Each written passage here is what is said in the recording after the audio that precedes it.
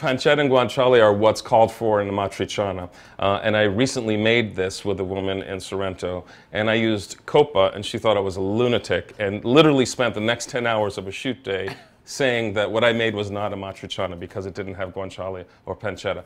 I make it with neither because they have way too much fat. I use coppa, which is capicola, basically, which is a shoulder cut. It's got a little less fat, but it has that salty, cured flavor, and so that's what I prefer. What did she think? Did she taste it? She tasted it and she's like, "Ma questo non è a matriciana. Ma che è questo?" All day long she was saying, he doesn't know what he's doing. He didn't make a matriciana.